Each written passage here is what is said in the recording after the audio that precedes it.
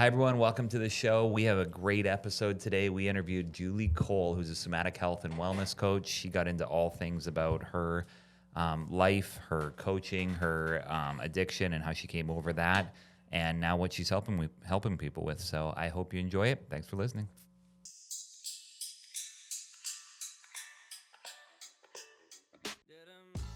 Hi, everyone. Welcome to Here for the Health of It podcast. I'm Dr. Randy here with Dr. Tom, and we are Columbia's hottest, sexiest, and fastest growing podcast. Thanks for listening. We have a great guest today. We have Julie Cole from Julie Cole Counseling, Coaching, and Consulting. Also a fellow podcast host of the Love Her podcast. Yeah. So thanks for being on the show. Thanks for having me. I appreciate it. So I was telling you before, I looked at your Instagram, and you were really in the addiction recovery space, but you don't like the word addiction anymore. Well, I can talk about that. I mean, I use it because it's most readily available to people, for context, but I can get into the specifics of that however y'all would like to. I want to get into that because, well, I want to hear your story because I'm always fascinated by the process of recovery, and I've never even really, or actually, I've never even used a drug before, so I don't understand it. I guess, which I'm sure there's some people that Don't are worry, like I did that plenty too. for all of us. Do you know who Theo Vaughn is? Oh yeah, I love Theo Vaughn. Well, he had the quote that was going around in a meme for all the time. He's like, "Yeah, my favorite type of weed was cocaine," and he just talks about his recovery process now that he's been in for a few months. Yeah. He's been in for a couple of years. So tell us tell us what it was like the first time you used or got into it, or how you kind of went down that road. So I have a pretty classic story in terms of, one of the things that we see, especially with folks that we would think of as having characteristic addiction, right? Like loss of control, that kind of stuff. There's a lot of trauma in those stories. And I mean, the truth is that what I understand now is that drugs and alcohol regulate the amygdala, right? Which is dysregulated in trauma. And I had that experience. It was like all the things that I had wanted from life came into view, right? It just settled everything for me. And I was 12 and I chased that and chased it and chased it. So for about 10 years, and I was 22 when I got into recovery. So, which is actually a really common developmental period. So for people to find recovery, that, and then like around the turn of the, third century going into the 30s where you have that real like developmental part of the emotional brain. So do you find that certain drugs are associated with certain types of traumas? Because in the war veteran world, I find alcohol is a really heavy one. Well, and that's because of the alcohol works on the amygdala more. It's like so concentrated, right? Like it just literally is like covering it and taking all the fear and activation and just calming it. It's instant nervous system regulation.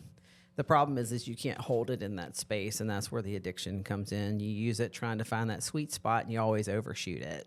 So what would cocaine do? What would be the profile of trauma that would make a person go into cocaine and even meth or pills, any of that stuff? Well, it's hard because I think that I think if there's one thing I could say is that it's such a complex picture, right? The more research we do, the less we know. So everybody wants a story that answers like what causes it.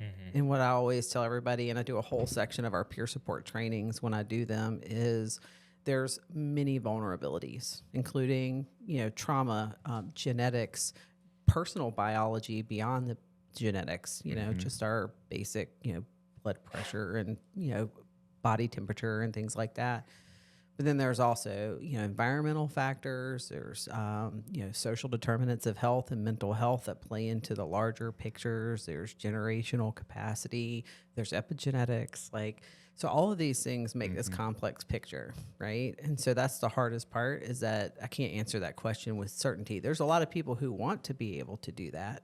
That would be amazing. I know. And I'm sure some of it too is just availability. Like Oh, at 12, for sure. at 12 years old, you don't have access to whatever you want. You have No. access to whatever's there. No, and it's different today. When I was 12, I grew up on Lake Murray. Everybody had access to alcohol, right? Right. But drugs weren't a thing. I mean, I'm 48, so to use a lot of drugs in high school was an anomaly. And when you did, it was weed, and so I also went to private school, so it was lots of hallucinogenics and stuff like that. I got into like heavier stuff as I got out of school and into college and stuff. But younger kids are using heavy stuff now. I mean, I even had a conversation recently with my own kids. I have a 13-year-old, and I was like, listen, even with vapes and stuff, I keep Narcan in the house. I'm starting to talk to them about where it is. Like, I don't want to make the assumption that my kid's not going to get into something that could hurt them really bad at this age, right? I want to assume that that's a possibility and control for it, and keep everybody alive. So it's interesting. But we do see that different personalities or different types of tuning, I would say, kind of go towards different things. Yeah. Today's episode is brought to you by our sponsor, Columbia Family Chiropractic, with 3 easy-to-get-to locations, one in Forest Acres, which is by Trader Joe's, one in O'Neill Court by the DMV, and one in the Northeast by Sand Hills. You'll be sure to have somewhere near you. They offer a ton of services from corrective care, on-site digital x-rays, spinal decompression for bulging or herniated discs, dry needling for injuries, pediatric care, and a Class 4 laser. They accept all your major insurances. And if you mention this ad, you'll get a discount on your first appointment. Check out their website at cfc4health.com or Google Columbia Family Chiropractic. That's cfc4 health.com. So because we had a funny thing that was built when we were building our practice here. So we started this building basically from scratch. Yeah. And had tore down everything and brought it back up. Yeah. And there would always be this running joke that the framers were always on coke, and the electricians were always on weed, and there was different drugs for different different types of trades, I guess. Well, I was gonna say, and it would be true. Like the guys that were up in the roof, they had I don't know what kind of drug it is, where you have a Coke bottle that has like a straw in it and the water in it. Yeah. Would that be weed? Yeah, it could be. Yeah, could be I don't even know what I'm looking at all this. I don't even know what that this stuff is. That definitely could be a homemade bong. Yeah. Well, I was gonna say it's I laugh. I worked at the South Carolina Recovering Professional Program for 10 years, and there we monitored doctors, nurses, dentists, pharmacists, other licensed chiropractors. And trust me, like the subspecialties of each profession do have certain things, like anesthesiologists, almost like alcohol, like a lot of alcohol. And then of course what they can get their hands on, which was unheard of back then, was fentanyl and things like that. But that gets discovered pretty quick. They take a dose and then pass out and get caught in the OR. Right. So, but I laugh because like pathologists and neurologists, like uppers, and I think it's just because they're reading charts a lot, and so it's interesting. And so my chiropractors were almost always alcohol and cocaine. So it was interesting to me. That makes sense to me. So, that tracks. It tracks. That's right. So it was interesting because you do see subtypes, and I don't like to stereotype, but there's definitely some things you can see, right? So in terms of research, it's multivariate, and what you find is that researchers actually, like, everybody wants to be the person who gives us the cure. And what it is almost every theory that gets tested has validity, and they all have validity, right? So they're all comprised as a whole picture. And I'm sure in your field you see some of that too, right?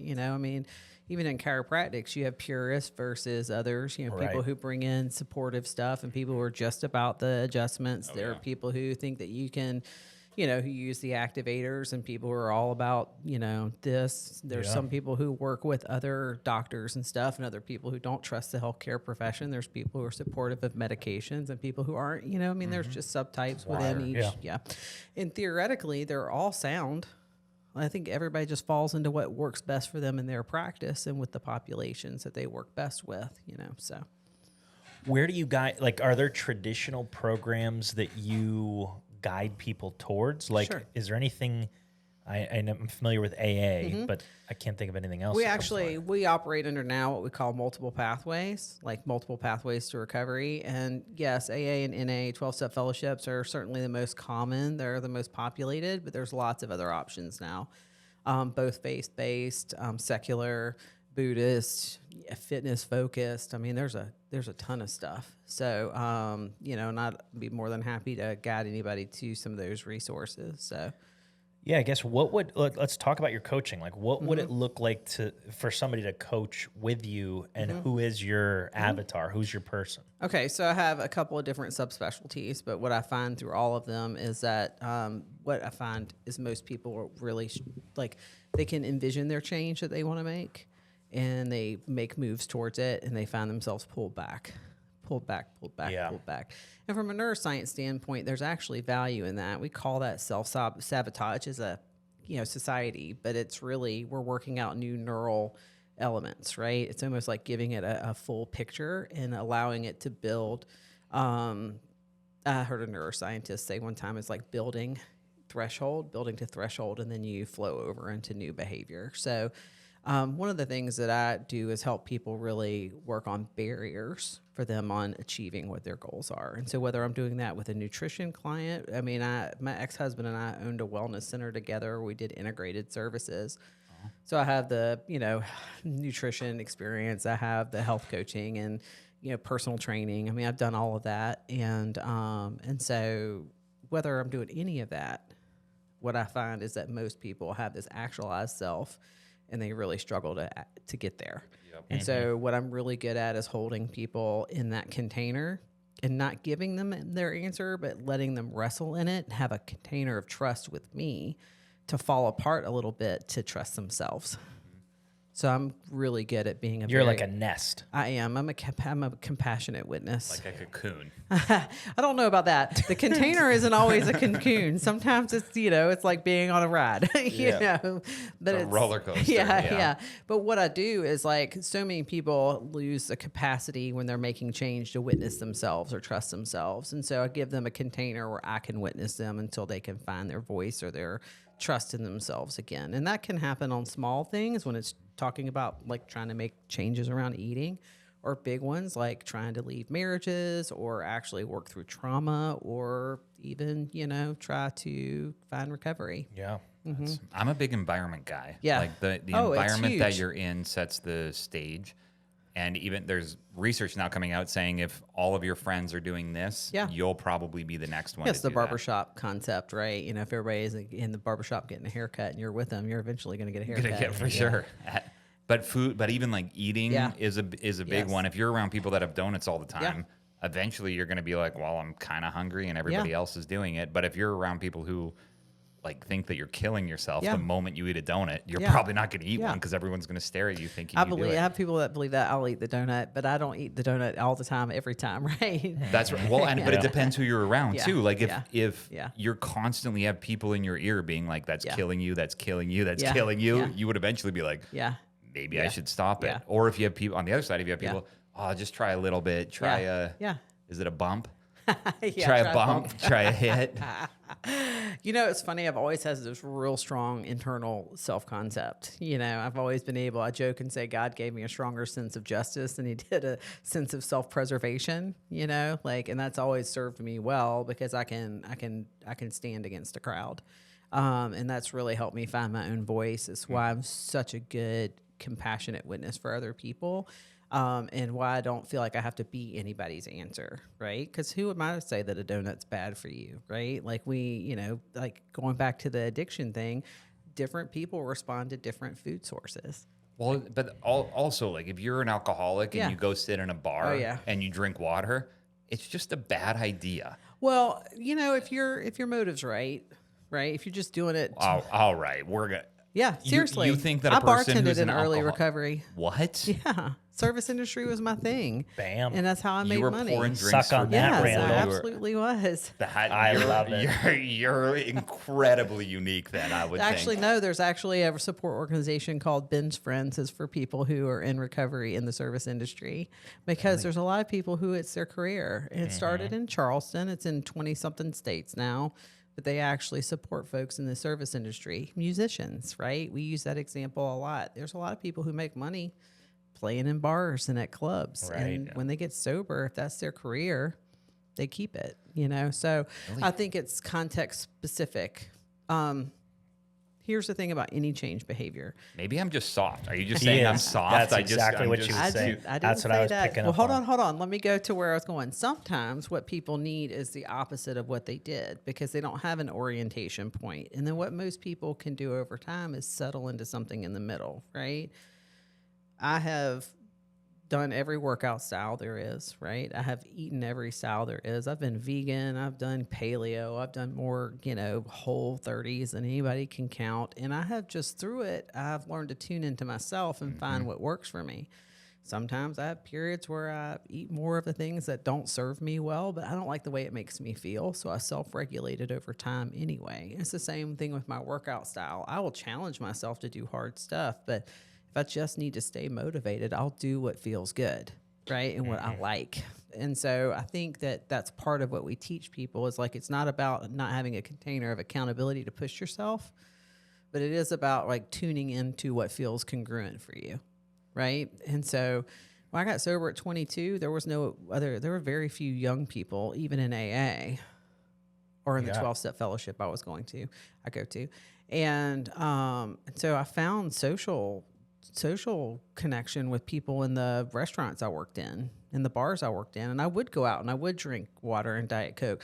But I did find that a lot of the people that I was going out with were not people like me. They were just average, everyday people who were going out for a few beers. I wasn't hanging out with people who were running rails and slinging drugs and going to strip clubs or, I was going out with everyday average people who were just going out after work for a few drinks. And I found that environment was a container that was safe because the people I was with were safe. They supported me in my journey. Does that make sense?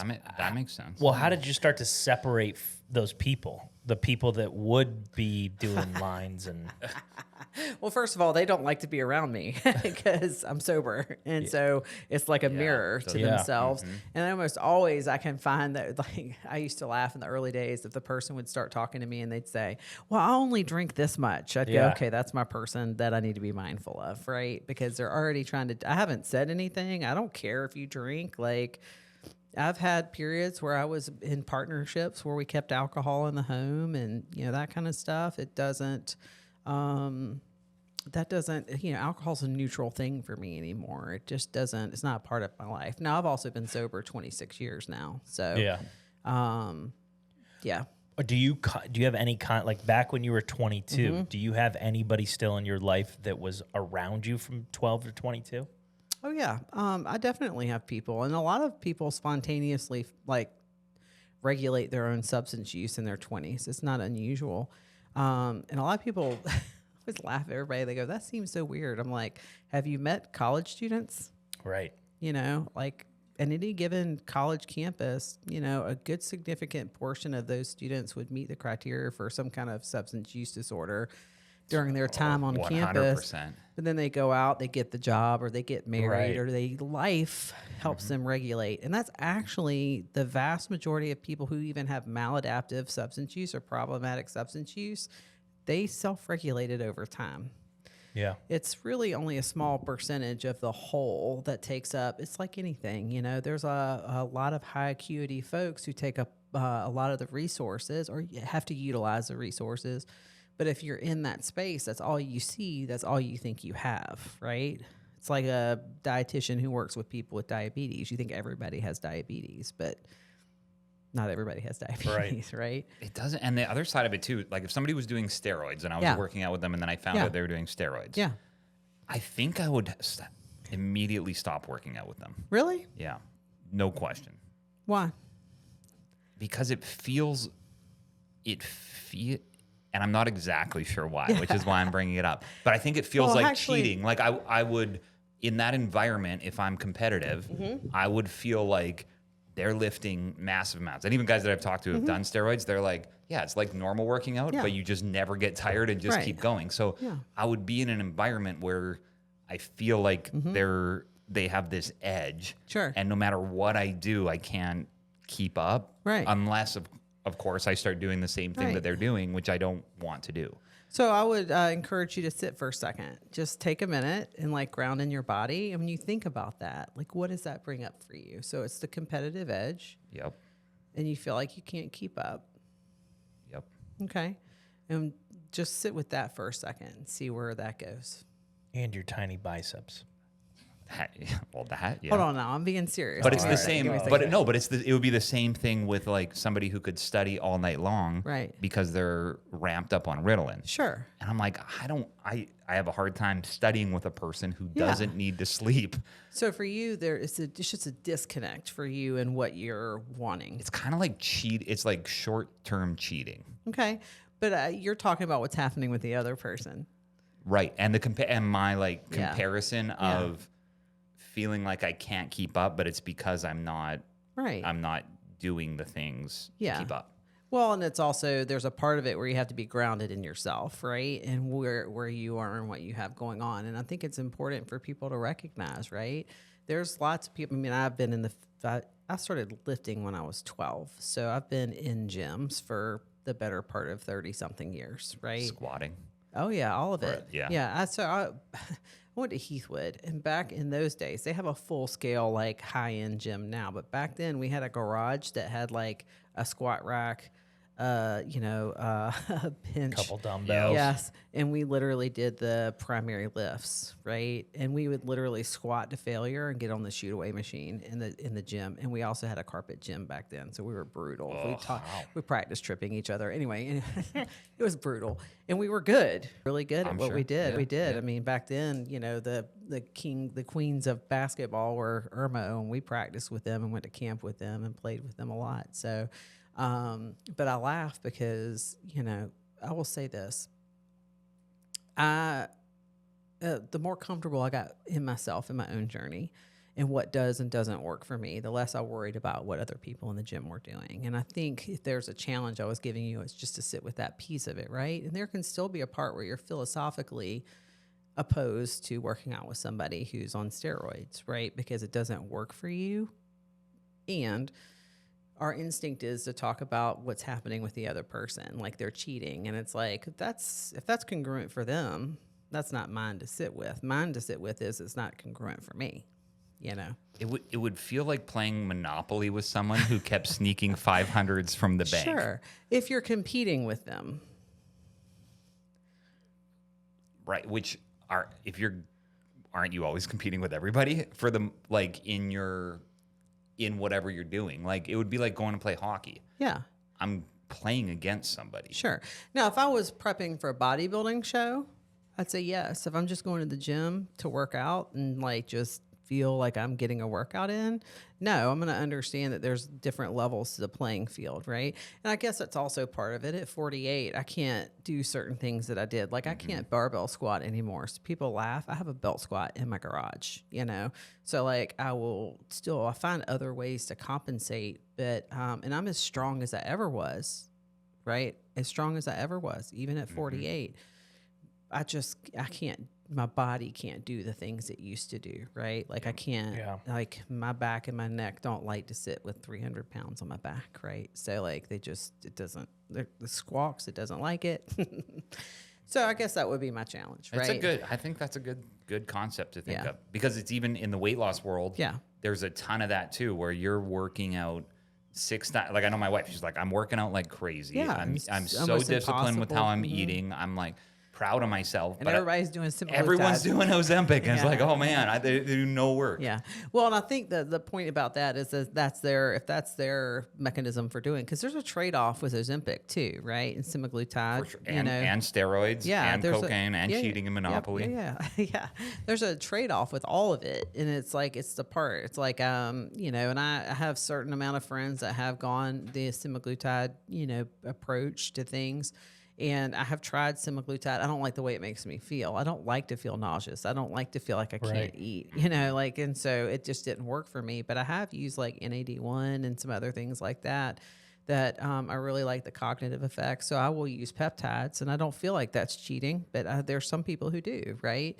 And I guess I will say the thing for me with it is that if that's what somebody feels like they need to do, then that's really none of my business. I will say this, for me, it just creates a dynamic that I can't keep up with. And so like the gains that I could get from using, steroids of some kind are not gains I could sustain without the steroids. And I know where that goes. You just have to do more to get the the desired effect. And that's something I'm not signing up for.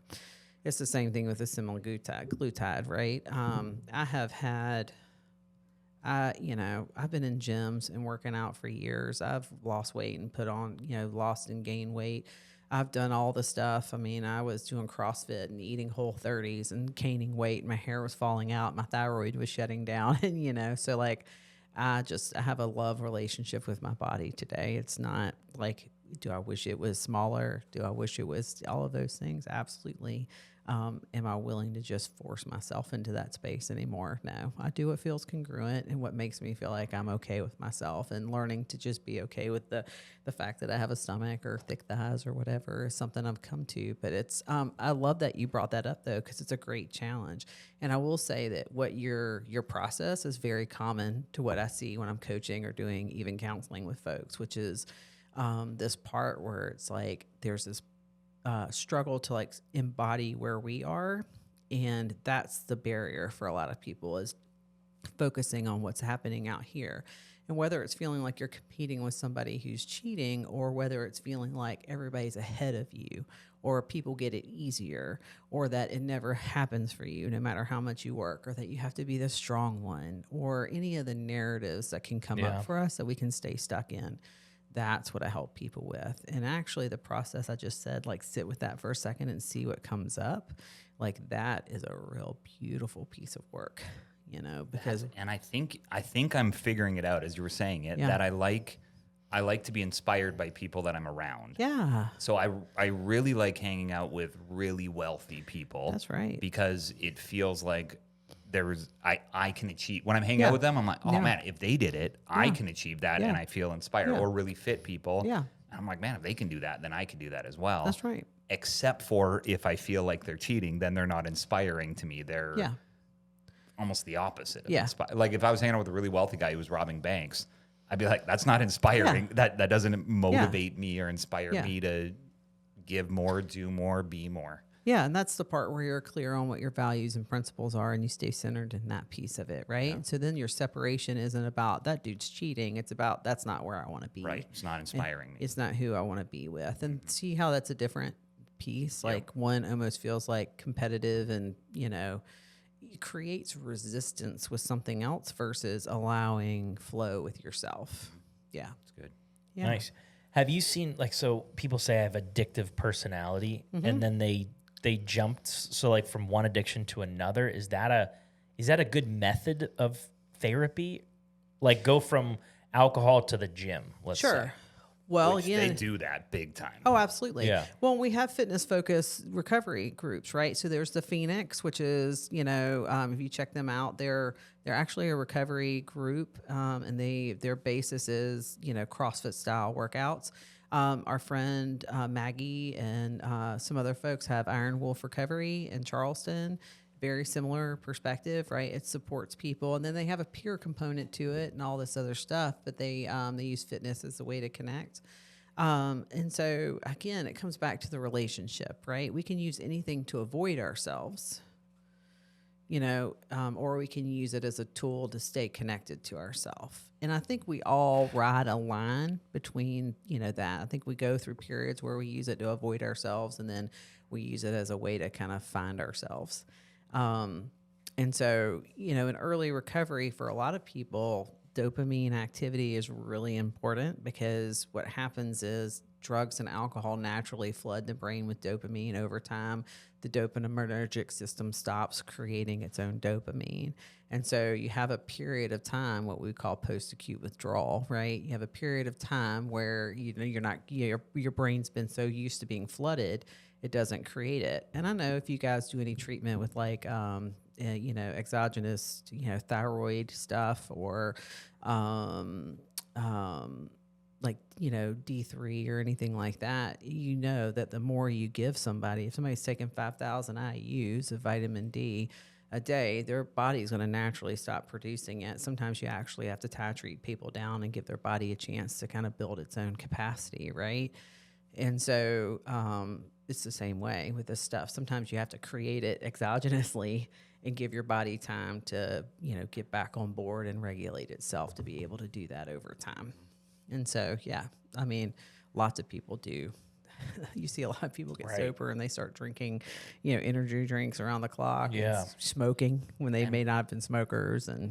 But working out is the one that I see. Yeah. And maybe that's just because it's the type of person that I end up around. But I'm like, they get shredded. And it's like every minute that they want to drink or use, they just go work out and they get massive. Yeah, and there's something to be said. And ultimately, eventually, you have to be able to live without being in the gym 24/7 because that's just life. Yeah. It's like the same thing with people who go to meetings, or some people go to 2 or 3 meetings a day. They get a sponsor. They're always got a service commitment. And over time, there's people who feel like they have to keep doing that forever. And then there's other people that regulate it and find a flow with it. I think that's just, that's life. That's change, right? The one thing I've just come to learn in my own life is everything I create in resistance to something else cannot be sustained.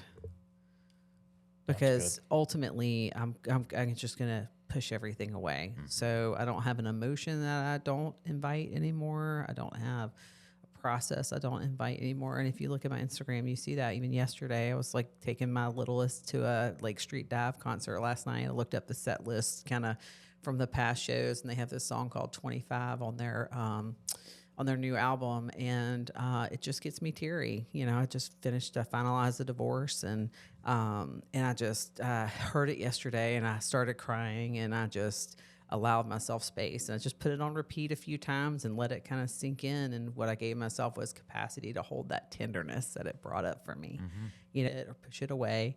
I did not want to be at that show with my kid crying, not because I don't want to cry in front of my kids. I have been very authentic about my process with my kids. I want them to see that these are normal, everyday things we do.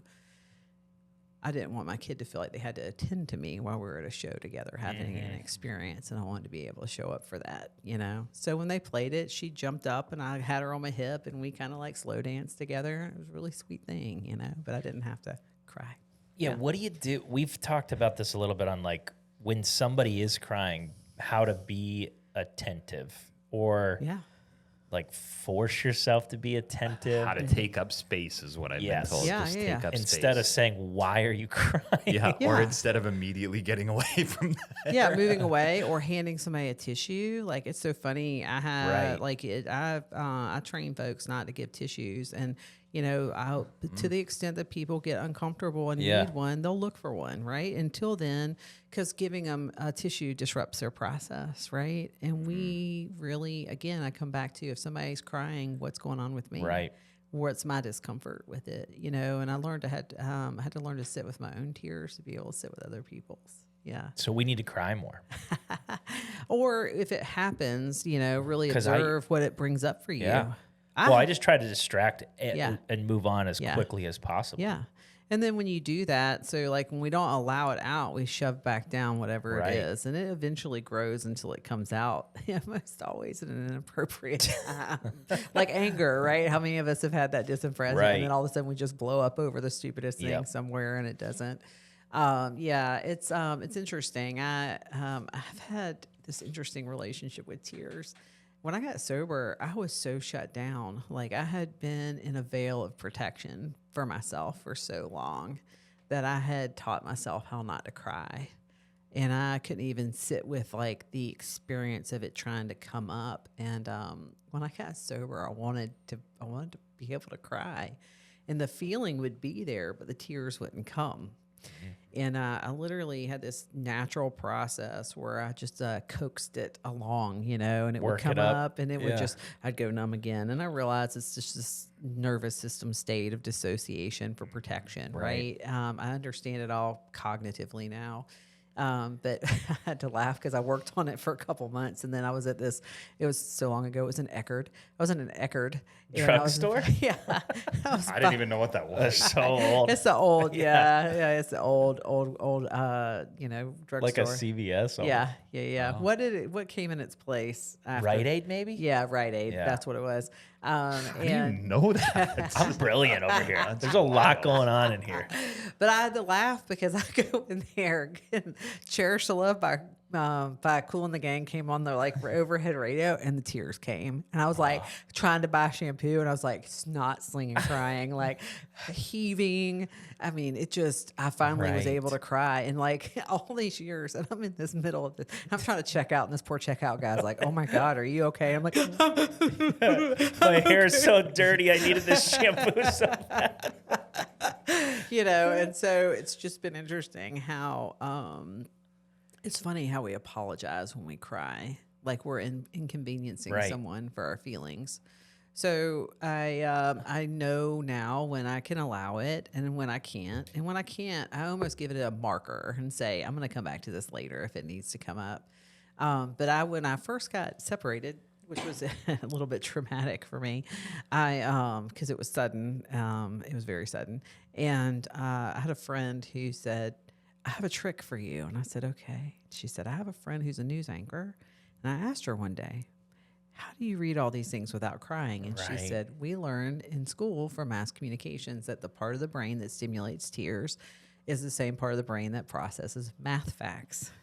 So if you think about math facts, process math facts in your head, it shuts down the crying instinct. Wow. Just crunching numbers. Yeah. So I'll be somewhere and all of a sudden the tears will come and it'll be like a place I can't do it. I'm like 2 times 2 is 4, 2 times 4. Square root of 36. Yeah. I'll just keep it simple. And if I really want to challenge myself, I go odd numbers, like 7 times 7, Yeah. So that was one thing I learned. But it's, I also just learned to not apologize for it anymore. It's a completely normal human state. What is the like the physiological connection though with tears and the body and sadness and all that? Like I've never really thought about like why when we're sad there's a physical release, I guess. Yeah, well, I mean, our bodies want to express. They're built to express, right? And there's, of course, I'm going to get it wrong because I don't have it with me, but I'll find it. There was a study that they studied the actual like composition of tears and different types of chemical reactions happen in tears depending on the type of tears. Like stuff's coming out through the actual you're liquid. Literally like releasing stuff from your body. And what we know from somatics, right, is that any time that you've been in a position where you could not indulge your instinct, right? Your evolutionary instinct to fight, flight, or flee. I mean, flee. Okay, hold on. Fight, flee, or freeze. There we go. You literally have a part that gets stuck in you because you can't negotiate that. Like that's something we're designed to negotiate. And so that's really kind of what trauma is anything that happens too fast, too soon, or is too much for the nervous system. And then if you don't have good support afterward to work through it, then it gets stuck. And so the somatic experiencing practitioner training I'm doing, the whole thing is about learning how to help people stimulate their nervous systems to allow renegotiation of old experiences. And so that's what it is like you're literally letting it out. So when people do breath work and they have those experiences, or if they're doing plunges and they're learning to do certain things, I mean, there are cathartic experiences, but like actually healing is very small and tiny and titrated. And I'm sure y'all know something about that too. Yeah. Well, the emotions for me that would make me want to cry are always kind of like happiness overcoming. Yeah. Like you watch the video of the guy who hurts himself and his dad when he's doing a 400 meter and his dad runs out and holds him. Like that would makes me want to cry. Yeah, every those are time. connections. Or there's ones where the guy, falls and his brother's running by or another guy's running by him, and instead of just running by and getting first place, he picks the guy up. Yeah, that's like so you're saying there'd be different chemicals in those tears than someone who's crying. Yeah, to express, sadness or grief. Yeah. I think this is a big month of loss for me. Actually, the date y'all gave me, I took the first of the available in the month because the end of the month I've experienced a lot of loss historically, and it's a really hard time for me. Like the soft. I don't know if you feel it. The softness is always at the edge, this time of year. And it's no, like, it's just October. It's like last Friday, somebody I know from high school, son died in a car accident. And then I was at, at this event, and somebody else expressed something that, really hard that happened. And it's just like, it feels like October is Octobering, right? Right. And so, shit, I lost my thought. What was I saying before that? I came here. The soft, your softness. Different chemicals and tears. Yeah. I don't even remember what I was going to say. See, I lost my train of thought. Because it's October. Yeah, I know. What did you mean by the softness is on the edge? So I just talked about October is a hard time for me, and like the tears come. Oh, grief. That's what I was going to talk about. It's right there at the surface. Like I can feel it. So, my face feels like it gets soft. My eyes get soft. The tears are really close to the edge. It's just a real tender thing. Yeah. And I think we struggle to sit with that tenderness. The way we deal with grief in the United States is really screwed up, And so thinking about the way we do funerals. We do family visitations before funerals, and you spend 3 hours comforting everybody else about your loss. Right. Like everybody's there to express their condolences, but they're crying and they're telling their stories, and right. And you're taking on, and so like the time where you really should be given the space to really let it out, you're expected to just perform. Mm-hmm. And then what we find is that after the fact, everybody kind of falls apart. There's not a whole lot of people there for them. And so like I always talk about the first day back to the real world when people aren't showing up, and the world feels like it's kind of gone back and it's just keep moving, and you don't know how to live your life with that hole in it. Mm-hmm. Like there's something powerful about that. The instinct to try to give people context for their experiences when we're not living those experiences. Right. So right. They're in a better place. They're not hurting anymore, right. And it's like, how about we just let them sit with the loss? And so when people cry, just let them cry. Mm-hmm. How would you show support without being silent? It's absolutely okay to be silent. I think it's our presence. Just show yeah. up. Yeah. And so the discomfort, like part of our opportunity is to sit with the discomfort it brings up for us and work through getting comfortable with that, so that's not what we transmit to the other person. So when people cry with me, I can just sit with them. And there's times where I do it better than others, right? There's times where I'm not, like, I wasn't expecting it. It comes up out of nowhere. I find myself in go mode. I'm like, I jump into like trying to solve their problems for them. I mean, I will put somebody in my, I do a lot of work on not like being Captain Save-A-Ho, but I will find myself in that position every once in a while trying to solve your problems for you. And so the part about it is allowing people space to feel their feelings so they don't get stuck in them, and the loneliness epidemic we have now, I really think is a lot of people have these deep, wide, experiences that they have privately, and they don't feel like they can share them because they don't feel like other people have those. Right. And I feel like we suffer that in silence. And that is why a lot of people have problems with eating and, autoimmune disorders and drugs and alcohol and, sex and social media and all of it. It's all the ways that we have a plethora of ways to escape ourselves and very few spaces to actually sit with ourselves. Yeah. So just for the listeners, I did not think this was going to be this serious. Well, I feel this is deep. It's not, I heard so many funny things I wanted to say. What do you got? Have you seen the meme? Have you seen the meme where it's the show of grown-ups and it's like Adam Sandler and David Spade sitting there, and they're at their buddy's funeral, and someone from the front says he was a great golfer, and they all start like elbowing each other and kind of laughing. Yeah. But you're right. Funerals, people take funerals totally differently, process them differently. I don't know what it would look like to change it up. You know what I mean? Like maybe you go golfing and like whoever 3-putted has to hold the urn. Yes. I was laughing, y'all. Where was I? And we were trying to figure out what was all over the ground along the trail. I think it it was was somebody's ashes. It was somebody's ashes. It was like chunks of their bones. Oh, God. Somebody was like, we were like, I was hiking by myself, but there was somebody else there, and we're all looking at it, trying to figure out. We realized somebody had like Just dumped dumped somebody's them. ashes along the side of the trail. It was like at Pisgah, maybe. Like I was like, this is so weird. Okay, but you're breathing it in. Hey, you know what? If they're a good person, I'll take their. What if they're bad? Well, then maybe I need a little cry bit it of out that. later. Yeah. Cry it out. Yeah, cry it out. Yeah, I'm like laughing. I don't know if you noticed. Can you see my arms? Like it's driving me nuts. I got bed bugs at this hotel I was at this past weekend. I got bitten up by them. I'm fine now, but like everything's clear, all's clean. And You brought them with you. No. I did not bring them with me. They actually have this thing at the hotel, like they can put all your stuff in it and they heat treat it for you so that you're not taking it with you. But like I'm still trying to treat all the bites. It's driving me nuts. They're on my face. It's like, and I have to laugh because you think that you think you're gonna get it from the Super 8, but it was like a nice conference resort in Orlando, and everybody that I was to have talked to is like, oh yeah, I was like at this nice resort where I got eaten up by bed bugs. Nobody's ever like, I got bed bugs from the Super 8. Yeah. So yeah. Now everybody's uncomfortable. Yeah, I'm like, oh my God, I'm itchy.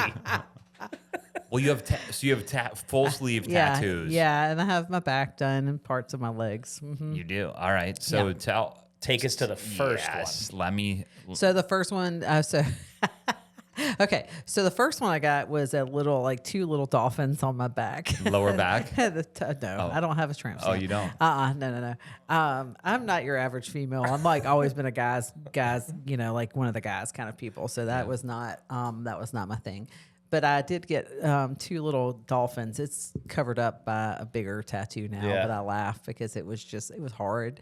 And then I got what I thought might have been the Chinese symbol for serenity. Like God only knows what it was. And that one's covered up. Yeah, how do you check that? You don't. I mean, I was like 22, you know. But this was my 19-year-old one, and my tattoo artist says you didn't live through the 90s if you don't have barbed wire on you somewhere. Yes, Pamela Anderson. Nice. So I laugh because I keep it. I've thought about covering it up, and I'm like, no, it's part of who I am. And so I always know where I stand when somebody comes up and they point out that tattoo and they tell me they like it. I'm like, talking about staying away from people. I'm like, ugh. Okay. Is it because it's associated with Pamela Anderson? No. It's just like it's a cheesy tattoo. Of all my tattoos, if they point out the one that they like, they have bad taste. Yeah. And so, like as you can see, I have a Sedona sunset on this side. Nice. Yeah. And then I have a wolf woman on this leg and a moon cycle here. And anyway. Do you do a lot of different artists, or do you? No, actually, almost all my work. My back was done by one person in my 20s, but I've done almost all the other tattoo work in my 40s. And my friend Kylie over at Animated Tattoo too. Nice. And she actually, I love it. I talk her up because she's a phenomenal artist, right? She's a gifted artist, and she hand drew these lines on me, and you can see, I love it. They don't move; they stay straight no matter where you move. So if the artist just takes the actual stencil and puts it on you, and then they tattoo it, it doesn't move. It moves around and gets crooked, but she actually drew it on, and a lot of this she actually hand drew on me. She jokes and says it's laziness. I'm like, you're an artist, like you actually put it on my skin and did cool. it. Mm-hmm. So those were my first ones, but this is my like sleeve, and this is like my storytelling. Like you can see, I have a submarine. Somebody's fishing to catch a submarine. Yeah, it's an old story my dad tells, and these are my kids. So Monkey they and all Bear. mean something, yeah, right? absolutely. Yeah. My dog's Gotcha Day is St. Patrick's Day. This is my broken heart. This is my best friend Jennifer, who died in 2004 in October. So.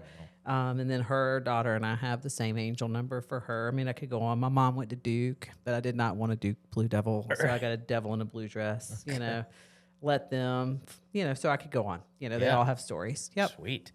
Well, tell us about the crystal on your lap. It's my, it's a rose quartz. It's just a heartstone. What's that do? Yeah. I don't know. Protects you from Randy, from Randy's spirit energy. What's funny is I had, I don't normally get anxious, and I didn't feel anxious about doing the podcast, but like I had a little bit of anxiety today. Some of it's just, I was in Orlando. I was a keynote at a conference on Thursday, and then I did a panel, and I flew back late Saturday night, and then I took my youngest to go see Lake Street Dive in Charleston last night. So we got back really late. So I'm just tired. Yeah. Really tired. And I did Islands of Adventure on Friday, and there's this Harry Potter ride that did me in. Like I rode all the roller coasters, I was fine, but the moving screen ride made me feel so sick. It took me an hour to compose myself just to get to an Uber to get back to the hotel. Like, and I've been kind of dizzy since. It's weird. Yeah. So I'm kind of out of it. So I just brought my rose quartz, but I actually got this. We were up in Hendersonville Brevard, and we went over to Hendersonville the Labor Day weekend for the Apple Festival, and there's a crystal shop there, and I went in, and I was just a hum. When I go into crystal shops, my whole body hums, and and I was like, literally, my head was like screaming, like, and I walked over, and like this thing just kind of jumped out at me, so I bought it. Yeah.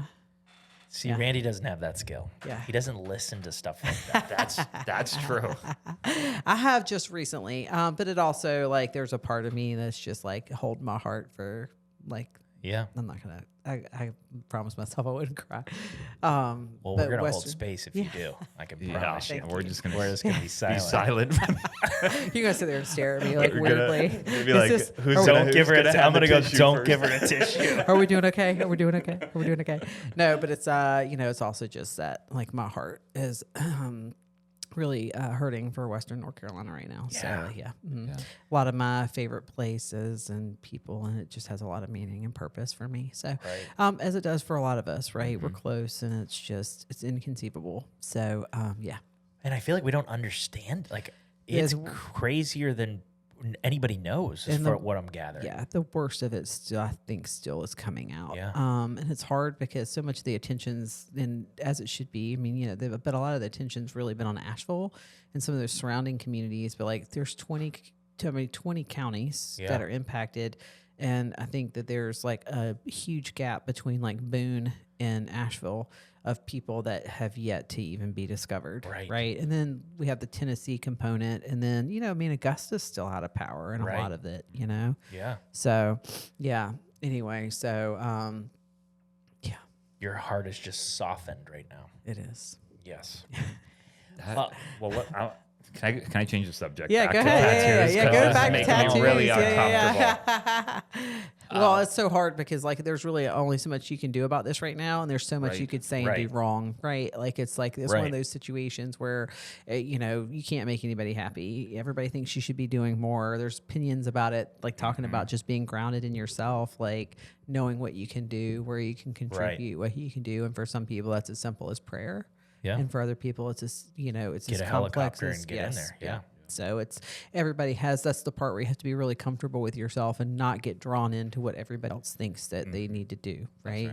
It's the same with anything going on in the world. Like there is a insurmountable amount of suffering and strife and conflict happening right now.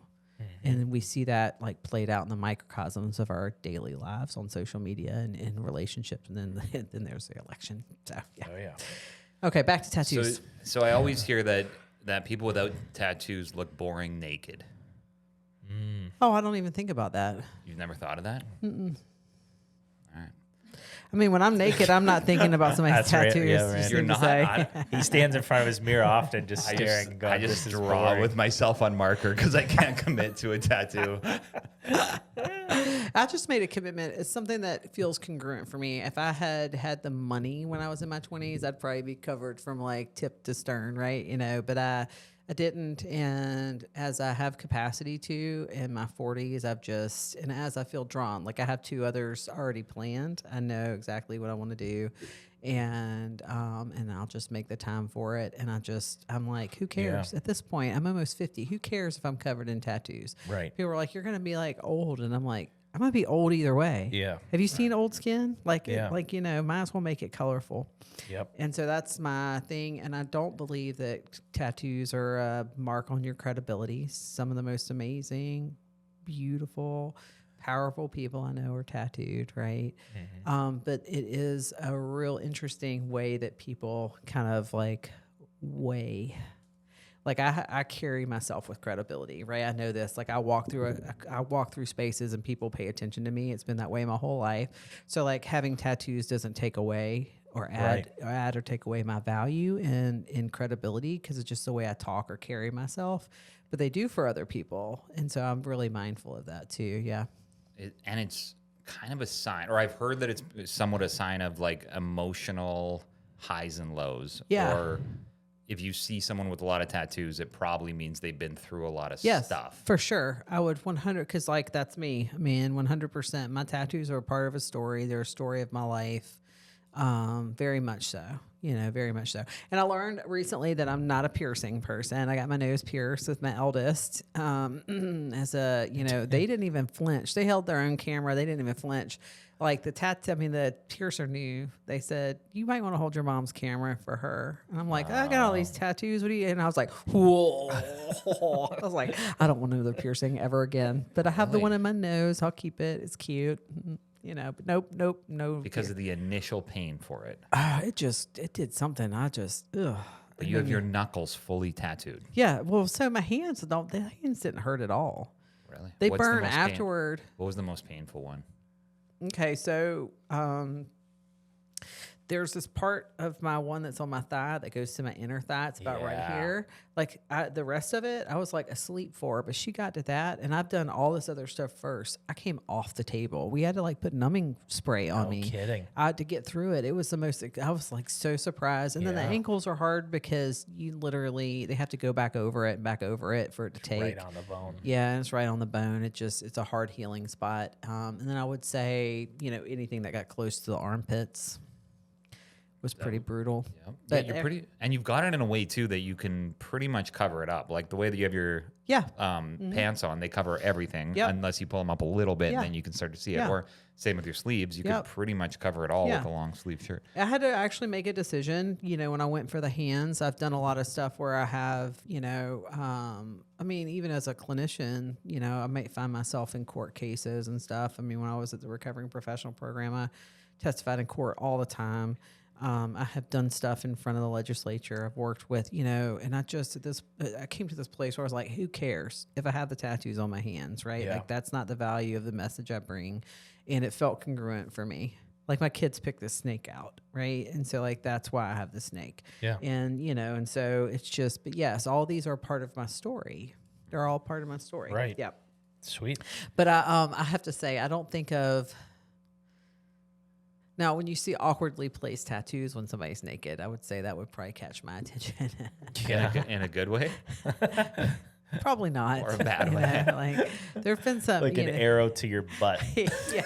I had to laugh one time. What was the Man Show? You remember that? Man Show? They had a guy in the audience, and he was a plumber, and so as a joke, he had a thing that looked like it was a coin drop, and it said 25 cents going into his butt crack. So and then I had to laugh because I saw a woman not long ago who posted. She's like, the thing I did to myself when I was in my 20s is she said I got a Bible verse written in a different language on my tramp stamp. Oh no. Yeah. I was like, okay. Yeah. Jeez. So you see. Yeah, we had a friend in chiropractic school who had the word hoof on one cheek, and then the other cheek was arted ? And then and then 2 M's. I know. Yeah. And if you spread your cheeks, it makes mom. What happens when you gain weight or lose weight? I know. I mean, yeah. What do you do? Yeah. Tom wants That's creative. Tom wants to get some. I want to get a T and an M on my butt cheeks because then I would just spell my name. You'd have to pull it wide. And as you age, that's going to look a little bit different. So I was laughing because that's why I was like, I think this is going to be totally different. Because when Joanna told me that she had given you my information, I went onto your page and the first thing I saw was a clip about sunning buttholes, and I was like, oh wait, this is going to be totally for me. So I was like, you never laughing. know. I was like, because I'll go there too. Well, I guess I had that written down here. Is what kind of weird stuff are you into? Oh, that's good. I needed a segue Just leave from it there. crying to weird stuff that maybe society's not into. Sure. Oh. Like on any daily practices, weekly practices, monthly practices that the average Joe's not. Like maybe you're tracking the moon, maybe you're reading horoscopes and change. Oh, I mean, I do some of that stuff, but I'm not super into it. It's not a little bit of everything. So I'd actually say, like, I draw from all kinds of perspectives, right? Okay, so nice. like, I like take on spirits. Huh? Like draw in spirits? No. Like lots of different perspectives in terms of like, I believe in Jesus, right? You know, and I've had a fundamental experience with the Holy Spirit, but I also believe in Native American spirituality. Yeah, you know, nice. and like race consciousness. I think that, you know, like we've really messed up the story of Christ and use it as a weapon, you know, weaponize the haves and the have-nots and the who's and the, you know, and so like that's a piece of it. But I also do, I mean, I believe in the power like of crystals. Rocks. Like it's like I'm not all in it. Like it's not everything I do, right? But like I do believe in moon cycles. If you're a female, you really are attuned with that. If you're a mental health professional, if you work in a hospital, like there's evidence to support that. Yeah. And that, I actually that I agree with 100%. If the day is crazy, Yeah. I look it up and it's a full moon day. Right. Well, and I laugh because if we, you know, if the moon can control the tides, it's that whole thing, and we're 80% water, to think that we're not influenced by the pull of the moon, right? Yeah. Like it's just, you know, basic like gravity. Sure. So it doesn't have to all be crazy spirituality. It can be like, it can just be practicality. I would say one thing. Uh-oh, she's nervous if she should put it out there. No. I'm not nervous if I should put it out there. I have enough people who've experienced it with me that I know, like, I'm not worried about it. But I actually I experience people who've died. So like, like my friend Jennifer, like if, and my kids have observed it, it scares the hell out of my ex-husband. I had a roommate that lived with me during a period of like high activity, like bad high activity. So like, it's not anything that people haven't experienced, but, if my friend Jennifer, if her daughter comes over to my house, like my lights flicker for 3 days afterward. What? Mm-hmm. Yeah. And then a couple of years ago, one of my really good friends, Katie, died. And I could feel Katie for a long time. She was angry. She didn't want to die. She died accidentally. And I was in a hotel room somewhere, and I kept dreaming about her. And she was like in a rage in the dream. And I heard an explosion, and I woke up out of my dream. Yeah. And I was like looking around the hotel room. I checked everything out. Everything seemed fine. I was like, it must have been part of my dream. And then I opened up my refrigerator, and there was a Diet Coke that had like blown to shreds. I mean, it was like shrapnel. It wasn't like, you know, and nothing else in there was frozen. It had just exploded in there, and it was like in 1,000 different pieces. And so, I mean, I could go on with my friend Ellie who died. And can you do you attract it or more it just happens? Like, do you channel it in? I don't channel it in. I don't channel it in because I am a believer that you cannot control what comes when you channel it, right? So, and it was, I had a house one time, and I had a lot of negative, like, and I say it had a negative energy. Like, we actually had somebody come in and pray over it, and I had somebody smudge it. Yeah. But when I was pregnant with my eldest, like, there was so much energy in the house. Like, I would be in the shower, and so I would be in the shower, and I had a metal shower rod, and it was like somebody was dinging it. It was like ding, ding, ding, ding, ding, ding, ding, ding, ding, ding, ding, and like somebody hitting the walls and that kind of stuff. So if you're home at my house, like other people experience it, and my kids aren't there, you'll hear people walk. Like I will be laying in bed, and it's like somebody's walking through my daughter's or my child's room above me. How do you do that? I'm used to it now. I'd be out of there. And so when I'm really kind of hyped up around it, I'll just, you know, chamber my gun, then walk over the house, you know, that kind of stuff. You know, I'm like, I have a whole family situation too, where there's always a threat of like somebody coming in and hurting us in our space. And so I'm really mindful of, you know, safety and security at the house and stuff like that. So I will, you know, I'm the white person in the horror movie. I go check out every ounce of the What's thing. behind this dark closet? I'll go out in the backyard with a flashlight and a gun and, you know, do all the stuff. There's a chainsaw going off in my garage. Let me go in there. Well, I joke, and I used to say I feel sorry for anybody who catches me in a break in, because I'll just be so like afraid I'll just beat them to death. But then, you know, you actually have something where somebody you didn't expect to be in the space walks in, like your spouse, and you didn't know that they were home, and you're like, right. And you're like, you freeze, and you're like, I'm not going to beat anybody up. But I think, I'm a little different in that I just see that stuff happens, but I just Like if a Diet Coke exploded, Yeah.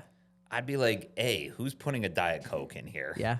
And B, they're probably making this stuff so cheap in China right now that they're just exploding randomly. Well, and I would say that if there were exploding. actually correlations of other Diet Cokes doing that, then I'd say yes. It's just it's the timing with the dream, the anger, and the explosion. He wants too much logical. I get it. Yeah. It's funny because I'm a logical. I have stuff explode all the time, but I don't know if people are I trying don't know to if kill I you. missed the connection. Yeah. No, it was I again. have bombs going off in my house all the time. Just because something like I think it was more about this particular circumstance and the thing. dream and everything. With Yeah. it. When my friend Ellie died, the day of her funeral, my friend Laura came over and I was trying to print something out for her to notarize for me, and my power went out 3 times. Beep, beep, beep, and I was like, that's weird. Like, why did my power just go out? We get to the funeral, and her mom tries to play a song that somebody wrote. And 3 times the song just shut off in the middle. Like, it started and then just stopped. And then we all stood up, and we decided with the 3rd one we were going to stand up and dance because that's what she would do. She'd be like, she doesn't want anybody there crying. Like, she, she would just be dancing. So we all get up and dance, and the song went. So for the next 2 weeks, like I would be in my kitchen and my food scale would like beep 3 times. Like it was always in Stuff 3s. like that. Well, the circumstances of her death, her and I were in conflict when she died, and it was a complicated situation. And one that was really hard for me, to make some decisions around, but I held some boundaries I needed to. And Oh my goodness, it's so cryptic. Yeah. Well, she was. I don't want to like the most bigger part. counsel The biggest part is that she, I don't want to disclose too much, but she was in a mental health crisis, and I had to set some boundaries. A lot of us did. Got it. And I had to make some decisions to try to help protect her child that did not make her happy, and so.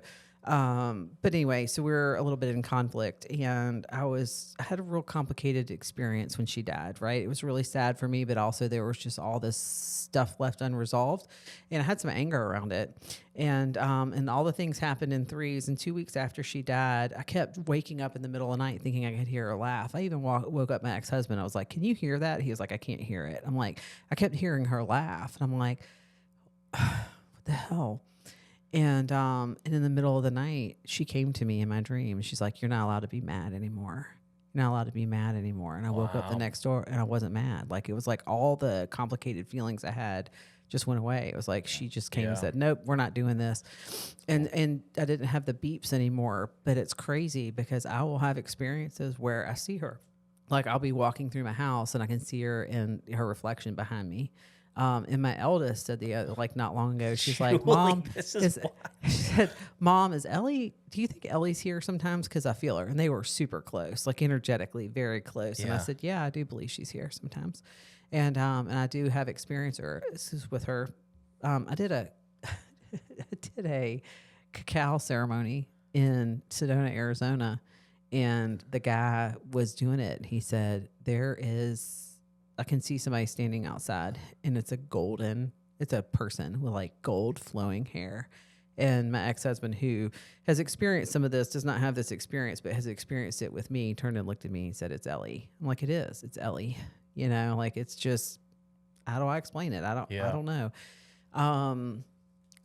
We're energy. Where does our energy go when we go? Whether you believe in heaven or hell or anything like that, we still have the energetic plane that we're in. And we're energy. Yeah. So that's if you want to talk about the weird stuff, like there's just, actually, I find that more people have these experiences than I believe. Yeah, I bet. Mm-hmm. Are you suntanning your butthole now or no? No, no. But I had to laugh because I'm like, if we can talk about that, I can go anywhere. Like I can get real awkward. I did like all kinds of sex ed, and like my kids are like, Mom, stop talking about this. So you're kind of alluded to, you're newly single now. Yes. Oh, on the market. Yeah. So what kind of like weird stuff are you worried that's going to be out on the marketplace now? Oh, I mean, I've already seen some of it. It's funny. What I have found is like, okay, so dating apps are really a lot of people who are wounded jump on to get dopamine hits. Very few people are actually there for like real connection. If people are trying to hook up or just trying to like feed their ego. You know, I think that that's true. What did you try? Tinder? Yeah, I've tried Bumble. The Bumble was weird. I got on it for 5 minutes, and it's like the part where now I think now you can both choose each other, but back then the woman had to like you. Yes. And I got I had 2 really toxic exchanges with guys. Like I was like, I'm not doing this. You know, that's the other part. So Their stock is tumbling right now. yeah, it was weird. You know, I just think that we have a lot of really injured people trying to find people to fix them. And I think that, okay, here's another weird thing for you. I think men right now are a little lost in like, you know, we're in this kind of like extracted period of feminism where women like are choosing to be alone and women can pay for their own thing. And so the power dynamic of, you know, in relationships has shifted. And I think that we're seeing a generation of men that were not raised by their dads, like their dads were working or gone, and so they were raised by women. So they're like, it's nice guy syndrome stuff, right? Yeah. And so there's a real desire to like please women, but not be authentic about what's going on. And I feel like that's what's out there right now is a lot of people who are either so enmeshed in that they trauma bond and want to try to like make you like be the perfect partner and not be authentic, or it's toxic like the other side. They're, you know, they're angry and, you know, if you set a boundary, you're a bitch and, you know, all the stuff. And so, I mean, I get DMs, random wild ass DMs all the time. And like, I don't, you know, I'm kind of used to that, but I would actually say, yeah, that's so I'm fine. So you're wide open to whatever. I'm open to connecting with people, but if you can't have a conversation with me, you're not going to hang. I'm not like that's a big deal. I'm a deep person. What are you into? What do you find attractive? Like, do you find tattoos? Well, tall muscles. Like, there's this like tall, skinny Tommy. Is it Tommy Lee? Like no, people have. I mean, if you see my ex-husband, yeah. I have a type. You know, like generally tall, bearded, tattooed. You know, but I actually, it's funny. I'm at this place now where I'm really more about the connection. I've always been someone. I have to have a connection with you. I have to feel energy with you. I can't do random sex. Like I can't. You know, people can go hook up. That's so weird because if I talk to you, if I come in and your energy's off, like that's not going to happen. Nothing's getting. But if your energy's on, there's nothing that's off the table either. You know what I mean? Like I'll do anything once with somebody I trust. You know, green light. So truthfully, like I'm honest about that. It's like if I trust you and there's a container of safety, I'll go there. I'll try it. Let's see what we can do. You know, it's fun as long as like everybody's like consenting and you know. And so whistles, chains, whips, yo-yos, choking, hair pulling, like you know. So I laugh, but it's like you know, there has to be a connection, and that is actually so few and far between. Like there's so many. Like I think that's the part is that, and I find this in general. It's not just in dating; it's in friendships. It's in other things. We have a generation of people that came up at a time when you could escape yourself but not be in yourself. And when you're somebody who seeks to just be in yourself, finding people who are likewise is really difficult. And people who actually do it and don't just talk about doing it. That's the other part. There's a lot of performative parts of that, you know, where people do it and say it, but like they don't live it. And I like, you can't hide with me. I'm a just deeply intuitive person and I will let somebody be who they are. That's another thing. I'm not changing anybody. Yeah. Nope. You are who you are, and that's either going to work or it's not. There's workable parts where you share your needs and you have communication and you can negotiate and do those kinds of things. But like, I'm not going to change who you are as a person. If there's a lack of alignment in us, I can love you as a person, but it's not going to work. Right. You know? And I think that that's a hard part is that being able to sit with that nuance and not, you know, point your finger at people or get ugly. Yeah. Guys are having a hard time right now, I think, because, and I've seen things where they talked about dating apps where the top 10% of guys get something like 70% of the clicks. It's hard for guys. And the bottom 60% get literally zero. So women are fighting over a certain type of guy and they don't even notice. And those guys are total douchebags. Mm-hmm. Yeah, Randy's in that percentage. Yeah, obviously I'm not saying it's not about the looks, right? It's not about the looks. It's not about the looks. It's not about looks. Because like, you know, like this is the funny part. It's not about the looks, but it's like, you know, as you get older, it's like there's the Gomez, effect too, where What's that? like it's just the idea like women don't give the Gomezes of the world a chance, but like the Gomezes are the ones who will just show up and really honor you, right? Nice. And I don't know is Gomez the name of a person? Is that from an old movie, right? It's from the Addams Family. It's Morticia and Gomez, and Gomez is short and kind of awkward and weird, and she's tall. But and that's the one you want. But it's not even about like whether they're short or it's just like that perspective of, is somebody able to, so for me, can you show up, can you have a conversation, can you have an intelligent conversation, can you be intimidated by the fact that I'm intelligent, right?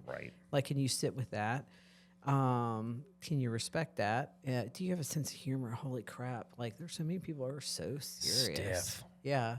And as I will talk about anything, I'll go anywhere. I have a healthy 13-year-old boy sense of humor, right? Yeah, like it same. is, it is fucked. Forgive my French, but like, it is. Yeah. So like you got to be able to roll with that. Yeah. So it's that kind of stuff. Like You still laugh at like wiener jokes. Oh hell yeah. Or like poop. When you said that, I picture like, hey, come look at my poop. Yeah. Yeah. It's a big one. Oh yeah. I'm laughing because It's all together. I'm laughing because my ex-husband and his buddies all have like a whole poop thread. Like it's just that part. Just sending photos. Yeah, absolutely. No, and it's like it's funny. It's I don't know, and I'm just not looking for anything anymore. I'm just letting life and living life. So I'd say I don't have a fear of being alone. Like solitude's good for me. Mm-hmm.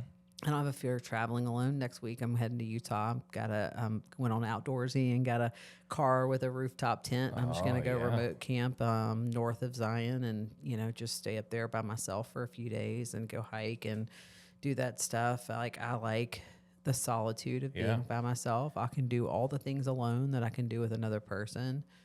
Are you gonna like read? Like, what do you think you're gonna do during this? Are you a big reader? I do read. It's funny. I have my kids are still 10 and 13. They take up a lot of energy, and I like the bandwidth of reading. Right. It's something I notice when I have more space, I'm able to read more. But actually, when I go, I will literally just sit in a chair and stare at the sky. Really? And start a fire and just... Dead sober. Yeah. And dead present. The sky out there is like, because you can see it from side to side and there's nothing. It's dark sky. You can see all the stars and you can hear all the noises one of the campsites I have is like, there's like 8 and it's on the north side of Zion where there's like nothing. I'm like, I'm going to check it out and see how safe I feel. Cause like I'm flying in when I travel, I have a rooftop. I have a truck tent from a truck bed. Yeah. So I will go camp by myself. And when I do that and I'm driving, I have a gun, I have a hatchet, I have bear spray, I have, and it's like, and I've woken up in the middle of the night with noise at the campsite I'm at. And I'm like, is it a human? Is it an animal? Is it a human? Is it an animal? Right. And you just try to figure out which one it is. And if it's an animal, I'll go back to sleep, truthfully. And then I'll just have to stop and like buy a cheap hatchet and maybe some wasp spray so I have something to protect myself if something goes down. But like, it helps me work out what's going on in my head. Right? Yeah. Like do you write though? Like, hell yeah. Yeah. I'll write. I had to get a mini solar panel to take with me so that I can power up something. But I'll write. Nice. I'll write while I'm there. I'll video. I'll listen to music. But actually, I'll do a swath of time where I just like put earbuds in and my AirPods in and hike or even just take them out and just immerse myself. Just be in that space. There's something really ancestral about it. Yeah. Yeah. Mm-hmm. Are you a proponent of people microdosing? Yeah, I'm totally supportive of that. Like, does that ever fall into the realm of like abuse or addiction or anything? So I think that's a personal choice. There's a lot of people in recovery that do microdose, and there's a lot of people who know me who are going to hear this and be like, "Oh my god!" All the purists are going to come out. But like, I know a lot of people, especially out west, who consider themselves in full blown recovery, not Cali sober, not anything. Who do use microdosing as like, a supplemental thing. What's Cali sober? Where you smoke weed. Oh. Mm-hmm. Yeah, Billy Strings just released a whole song about it. Really? You don't drink, but you smoke weed still. So they call that Cali sober. I'm a proponent of recovery. Recovery is if you're making progress towards your goals and you're reducing the impact of your substance use, that's recovery to me. So that could be full-blown abstinence. It could be, arresting the one drug you use but not having problems with other ones.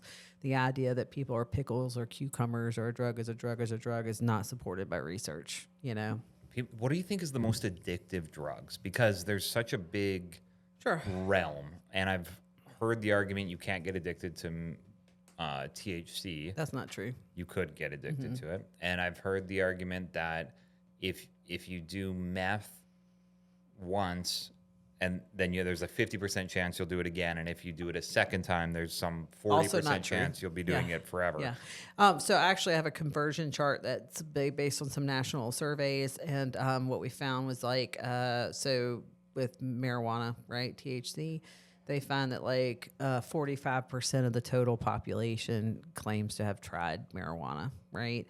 And the people who meet the criteria for severe cannabis use disorder, what we would consider loss of control or addiction, is 9% of that total. So relatively low. 9% of the population, or 9% of the 45%. Yes. Yeah. So it's it's lower. Probably like 4%. Yeah. So I'm surprised. I would have thought more than 50% of people have used it. Again, these are surveys, so which maybe that could be. Yeah. And that it could be, time sensitive. That could be 5 or 6 or 8 years old, and that could be very different today than it is before.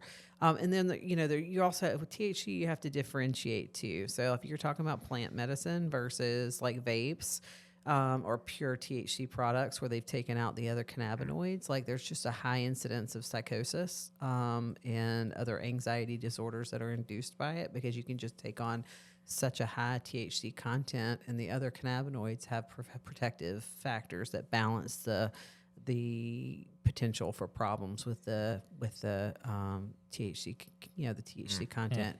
Now we have Delta 8, which is legal. It's not legal, but it's legal. Nobody, they have Delta. You can go into Charleston. They have Delta 8 seltzers. You can just buy them, at the store, at the restaurant and stuff.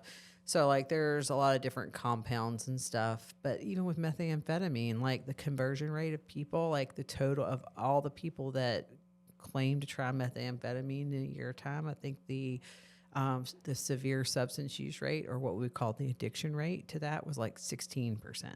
So it still doesn't hold.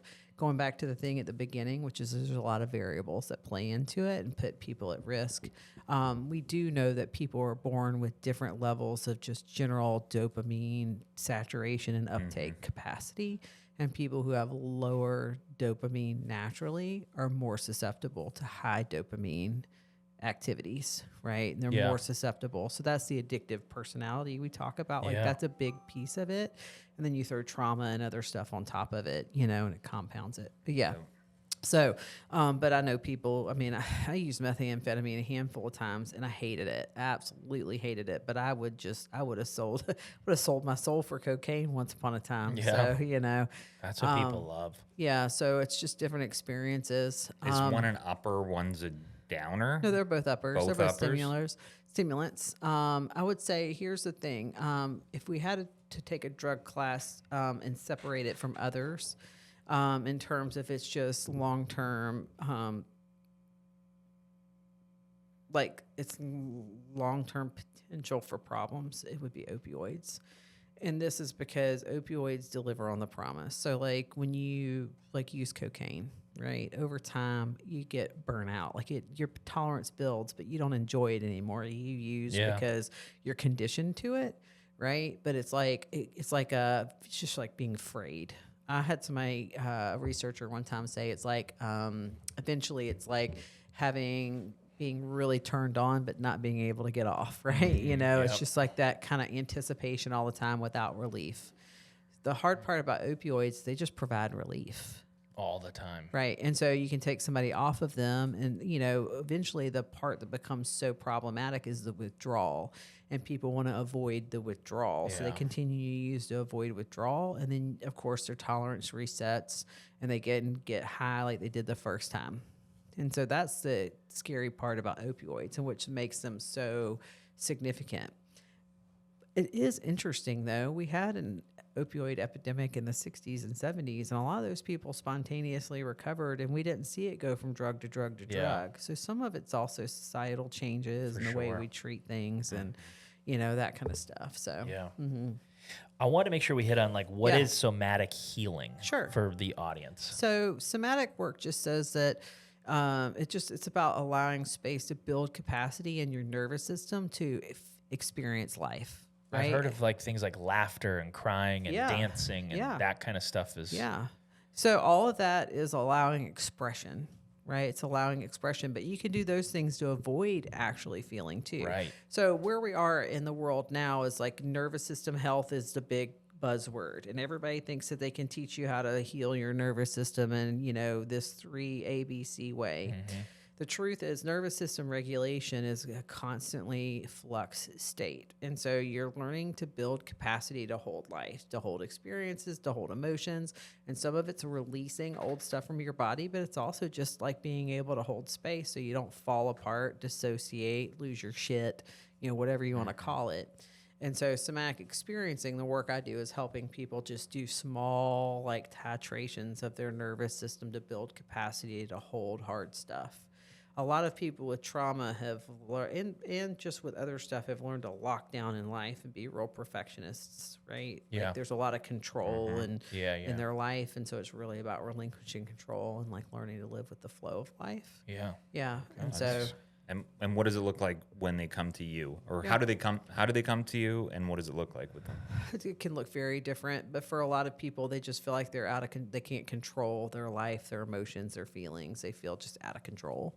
And so it's like helping them find little places and spaces to feel like they can trust themselves, to hold themselves. And again, a lot of it's like, I'm not scared. You can be as messy as you need to be. You can be as emotional as you need to be. You can be as reactive or labile or any of that stuff. Like it doesn't, because I'm okay with me, Yeah. And I know where I end and where you begin and, that kind of stuff. So it's about being able to hold a container of space. And I have a therapist that does that for me, and a therapist, she has one that does that for her. Right. And, yeah. So somatic work looks like a lot of different things. It can be breath work and plunging and all of that stuff. But the work that I do is about actually allowing people to be in themselves, not use a tool to try to cope with. Kind of like talk their way out of the. It's actually, we might use verbal prompts, but it's actually about being in their experiences. So a great example is a lot of people say, I feel sad instead of I'm sad, right? And so like, how do I help people just be sad instead of talking about being sad? And just sit in it. Like, how do you know if it's over when it's over? Well, it's never over. Nervous system states are like, they're with us until we die. But would you want like the sadness to pass? Oh, for sure. Yeah. And part of it is allowing that, that sympathetic activation that comes from that and allowing the discharge of that parasympathetic deactivation. So what happens with a lot of people, especially in our world, is we've gotten to a place where like we just, we get to threshold and we go above threshold and we check out. We go work out, we eat, we use sex, we use drugs, we use social media, we do all of this stuff. And now like we go to threshold and we plunge and we sauna and we do breath work and we do all of this stuff. And so if you're using it for that purpose, and it's still going to take more and more and more. I mean, I have friends who like plunge for 30 minutes and then get in the sauna for 45 minutes, and they have to do it every day Just or they don't feel going. regulated, right? If I have to work out every day to feel regulated, then the working out is an avoidance. It's not a congruence. Yeah. Right? I'm into that. But I have to say, you have to do that to get there. Right. Yeah. So that's the part. So I don't work out every day, but I work out a lot. And when I do work out, it feels congruent, and I don't fall apart if I don't. Are there like a series of questions that you take people down, or is it kind of just like what's going on? Yeah, it's just starting with where we go. Starting with where we go. Yeah, just starting with where we That's are. philosophical. I feel like. Yeah. Just meeting people. Like I mean, I did it with you. Like what I did with you, and I just said, let's just sit right there for a second, right, and see what happens. Now, some people come in, they're so activated in their trauma, right, that I can't ask them to sit. So yeah, we might use cognitive strategies like internal family systems and name some of the parts and make it real kind of like philosophical and intellectual so that there's a framework. And then we're also building what we would call like a counter vortex, or, good stuff, or neutral stuff that we can lean into. And then we kind of step in and out of those, right? A lot of times what happens is people learn how to do somatic work, and then they take people too deep too quick, and then people completely fracture. Yep. And so one of the things that for me is like, it's about small titrations, like allowing you, if you're not comfortable with crying, just giving you space to cry for a minute and apologize profusely and get the tissues and do the whole brouhaha, but also being okay with watching you go through that. Yeah. And holding the container for that part of it. Yeah. Yeah. Last question for me was about language. Like what, in the, like even in AA where they say like, my name is Tom and I'm an alcoholic, always seemed counter, like you're assuring yourself or your nervous system that you are something you don't want to be. So there are some elements of 12-step culture, and I'm a product of 12-step culture. I'm still very much involved in 12-step, recovery, but I will say there's some elements of it that can be toxic, right? Yeah. There's lots of people who are years into recovery who still say things like, I'm the most selfish person I know, or I can't afford anger. If I get angry, and I'm like, if you have to push back against it, eventually it will come up, right? Or there's a disenfranchised or exiled part of yourself you're not allowing yourself to sit with. And so languaging, I don't use the word alcoholic unless I'm in a meeting. There's no actual definition for an alcoholic, just like there's no actual criteria that, identifies addiction. There's actually no agreed upon definition of addiction.